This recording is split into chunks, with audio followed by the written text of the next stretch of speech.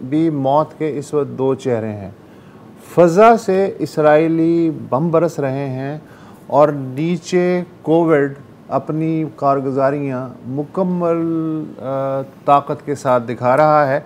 सबूत इसका ये है कि इस वक्त दुनिया में जो दो तीन खित्ते कोविड से सबसे ज़्यादा मुतासिर हैं, उनमें गज़ा भी शामिल है, जहाँ जो रेट ऑफ इन्फेक्शन है, पॉजिटिविटी रेट जिसे कह सकते हैं आप, 28% है। यानी 100 में से 28 जो हैं वो पॉजिटिव हैं। मज़ीद जुल्म ये हुआ है कि इसराइली तैयारों की बमबारी से गज़ा की जो वाहिद कोविड टेस्टिंग लेबॉर्ट्री थी वो तबाह हो चुकी है, और कतर का जो हिलाल अहमर का दफ्तर था वो भी तबाह हो चुका है। पाकिस्तान बड़ा एक्टिव है डिप्लोमेटिक सतह पे भी, और वैसे भी ख़ासा बेचैन है कि किस तरह से फ़लस्तीनियों की मदद करे।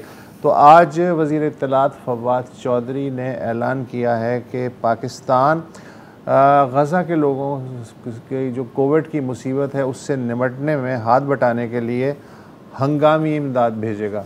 कब भेजेगा, किस नौइयत की होगी, ज़ाहिर है कि वो तो वक्त और हालात के हिसाब से पता चलेगी। साथ ही साथ इससे पहले कल एक और ऐलान आया कि हमारी जो सबसे मशहूर फलाही तंजीम है पाकिस्तान की, ईदी फाउंडेशन, उसके सरबराह जो हैं फैसल ईदी, उन्होंने कहा कि जी हमारी भी एक 5 रुकनी टीम गज़ा जाने की कोशिश कर रही है। फ़लस्तीनी सफारत खाने से वीज़ा लिया जा रहा है और बकौल उनके हम मिस्र के रास्ते वहाँ जाने की कोशिश करेंगे। लगभग 30 मिलियन रुपए का बजट उन्होंने जो है इसके लिए मुख्तस कर दिया है, और मिस्र में ही वो दवाओं की और खुराक की और बाकी चीज़ों की ख़रीदारी करेंगे। हमारे साथ फैसल ईदी मौजूद हैं। Thank you so much for joining us. ये फवाद चौधरी ने भी ऐलान कर दिया है, कल आपने भी ऐलान कर दिया है। तो हम ये क्या एक्सपेक्ट करें कि चूँकि एक ही मकसद के लिए हुकूमत पाकिस्तान भी इंटरेस्टेड है, आप भी इंटरेस्टेड है, तो किसी सतह पे अगर कोऑर्डिनेशन के साथ ये चीज़ें हों, बजाय इसके कि अपनी अपनी मस्जिद बनाई जाए इस मौके पे, तो वो ज़्यादा बेहतर है। मेरे ख्याल से जो गवर्नमेंट है वो वहाँ की फ़लस्तीन की गवर्नमेंट के साथ मिलकर काम कर रही होगी, और वो यहाँ अभी काम शुरू नहीं किया, करना चाह रहे हैं। हाँ, तो पाकिस्तानी एयरफोर्स के जो जहाज़ हैं या आर्मी के जो जहाज़ हैं वो लेके जाएंगे यहाँ से इमदाद डायरेक्ट। हमारा जो है वो हम अगर लेके जाएंगे तो भी कस्टम क्लियरेंस, इसमें बहुत सारी परेशानियाँ हैं।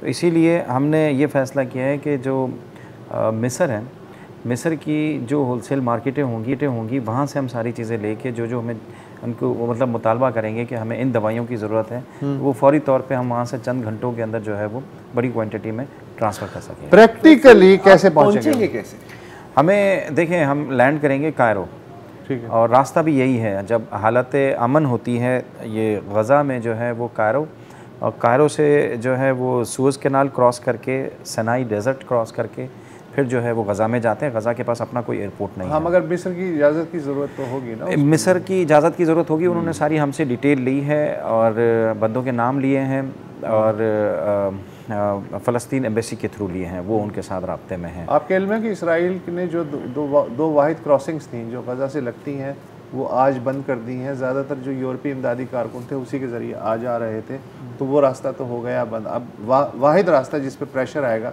वो मिस्र की साइड से, वो मिस्र की साइड से है। 2011 में भी जब हालात ख़राब हुए थे तो मैं ईदी साहब के साथ मिस्र ही गया था, लेकिन मिस्री पाकिस्तानी एम्बेसी ने बहुत कोशिश की। हम 15 दिन तक वहाँ इंतज़ार करते रहे। आप गज़ा में दाखिल नहीं हो सके थे। हाँ, इस वक्त कमोबेश पाकिस्तानी एम्बेसी ने क्या कोशिश की थी कि पाकिस्तानी एम्बेसडर ने जो है वो ईदी साहब से भी राब्ते में थे, हमारे से राब्ते में थे। उन्होंने बहुत कोशिश की कि हमारा जो टीम थी, ईदी साहब के साथ हम थे, कि हमें जो है वो गज़ा जाने दिया जाए, क्योंकि उस वक्त भी वहाँ पे बहुत बड़ी बमबारी हो रही थी।